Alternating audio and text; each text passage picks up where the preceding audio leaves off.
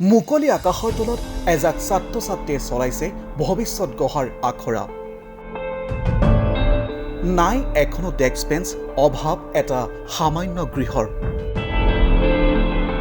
অথচ পখৰ ৰ'দতেই প্ৰায় অৰ্ধশতাধিক ছাত্ৰ-ছাত্ৰীক নিতৌ পাঠদানত ব্যস্ত এই দুজন শিক্ষক। অভাৱ অনাটনলৈ আক্ষেপ নকৰি শিক্ষাদানৰ দৰে পবিত্ৰ বৃত্তি নিতৌ পালন কৰাৰ ভীষ্ম প্ৰতিজ্ঞা শিক্ষকদ্বয়ৰ। উপায়ন্তৰ শিক্ষকদ্বয় কৰিব কি? সাধ্য অনুসৰি আত্ম উৎসৰ্গা কৰিছে আৰু পৰ্যায়মানে কৰি যাব। এতিয়া আহোঁ মূল কথালৈ, প্ৰত্যক্ষ কৰক এই ফলকখনলৈ। ২ নং শিয়ালেখাইটি বালিকা প্ৰাথমিক বিদ্যালয় এখন স্থাপিত হৈছিল 1986 চনত। এই যে জৰাজীৰ্ণ চালিখন দেখিছে, এইটোৱে বিদ্যালয়খনৰ মূল গৃহ। বিদ্যালয়খন স্থাপিত হোৱাৰ ৩৩টা বছৰ অতিক্ৰম হ'ল যদিও প্ৰাদেশিকৰণৰ বাবে আজি কুপতিও চকু নপৰিল ৰজাঘৰৰ। নগাঁও জিলাৰ চামগুৰিৰ শিয়ালখাইটিত অৱস্থিত এই বিদ্যালয়খন। এইবাৰ মন কৰক এই দৃশ্যলৈ।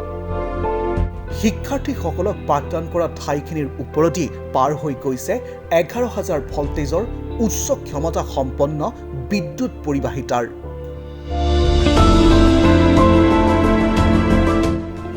কোনে জানে কাৰ বিপদ কেতিয়া আহে, কিন্তু সাম্ভাব্য বিপদৰ পৰা সচেতন হোৱাটো অতি আৱশ্যক। মই মহম্মদ ওমৰ আলী, প্ৰধান শিক্ষক। কিমান চনত স্থাপিত স্কুলখন? 1986-ৰ। চৰকাৰী হ'লনে? চৰকাৰী হোৱা নাই, এতিয়া মিড ডে মিলটো চলি আছে, কিতাপ পত্ৰ পাই আছোঁ ইমানেই। আৰু চৰকাৰী ঘৰ এটা পাইছোঁ, ৰান্ধনী ঘৰটো। ৰান্ধনী ঘৰটো পাইছোঁ, হয়। কেতিয়া পাইছিলে? পাইছোঁ এইটো 2011-ত পাইছিলে। হয়। আচ্ছা, এই ল'ৰা ছোৱালীবোৰ বাহিৰত পঢ়াবলগীয়া হৈছে নেকি? ল'ৰা ছোৱালীবোৰ বাহিৰত পঢ়াব লগা হৈছে, ঘৰটো ভালকৈ বনাব পৰা নাই, অলপ ভালকৈ ঘৰটো বনাব পৰা নাই, নিজৰ আৰ্থিক অৱস্থা বেয়া, ৰাইজৰ ফালৰ পৰা সিমান অনুদান পোৱা নাই। হয়, মই এছিষ্টেণ্ট শিক্ষক।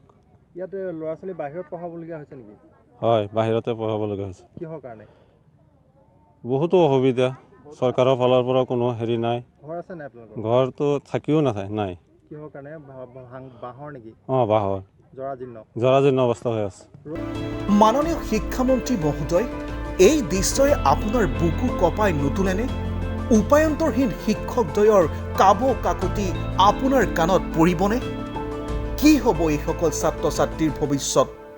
উত্তৰ এতিয়া কেৱল সময়ৰ হাতত। চামগুৰিৰ পৰা দিগন্ত ভূঞাৰ ৰিপৰ্ট, নৰ্থ ইষ্ট 7।